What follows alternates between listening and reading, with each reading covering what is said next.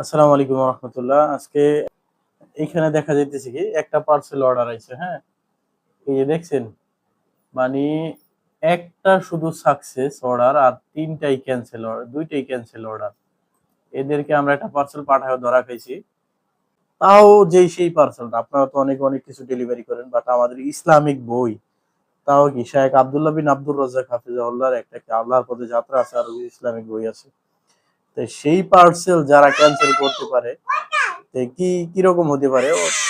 তো কাস্টমার একটু কল দিই, কল দিয়ে জিজ্ঞেস করি যে ভাই কেন পার্সেলটা ক্যান্সেল করলেন, ডেলিভারি চার্জ দিবেন কিনা। দেখা যাক সে কি উত্তর দেয়। এরকম হইলে ব্যবসা, সরাসরি কথা বলি দেখি।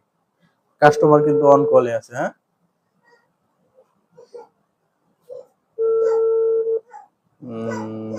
রিসিভ করবে। আসসালামু আলাইকুম। আসসালামু আলাইকুম ভাই।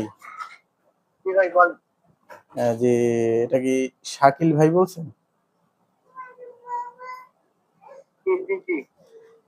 হ্যাঁ জি ভাইয়া, আপনার একটা পার্সেল অর্ডার ছিল না?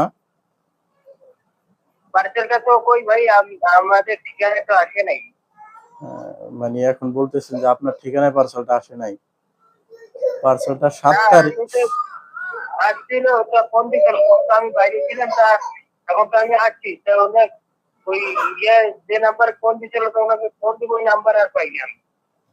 ভাই আপনার এটা 7 তারিখে পাঠানো হয়েছে। হ্যাঁ, এই যে চেক লিস্টে আছে, একটু দেখাচ্ছি আপনাকে। হ্যাঁ, 7 তারিখে ডেলিভারি। শুনেন ভাই, শুনেন, 1 মিনিট শুনেন। 7 তারিখে এটা পাঠানো হয়েছে।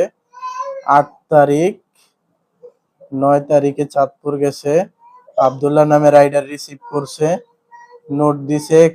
তারপরে 9 তারিখে নোট করা হয়েছে কাস্টমার বিকালে নিবে, অর্থাৎ আপনাকে অবশ্যই কল দিছে। 9 তারিখে আবার নোট করছে কাস্টমার বিকালে নিবে।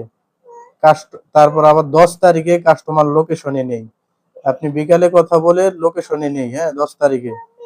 11 তারিখে আবার কি আপনি বলেন যে আপনার ঠিকানা যায়নি, এটা কি মিথ্যা কথা হইলো না? ভাই শুনেন, এরপর আমি আপনাকে বুধবার কল দিয়েছিলাম। একটু চ্যাট স্টোরি একটু বলি। তারপর 11 তারিখে আবার কাস্টমার বিকালে অফিস থেকে নিবে, ওইটাও জানাইছেন। ঠিক আছে, তারপর আবার কি 11 তারিখে আবার কাস্টমার নিবে বলে নেয় না, মার্চেন্ট আপডেট জানাবেন। হ্যাঁ, এইভাবে পড়ার পরে 12 তারিখে, তো 7, তারপরে 12 তারিখে পার্সেলটা রিটার্ন করা হয়েছে। তারপর আবার আমি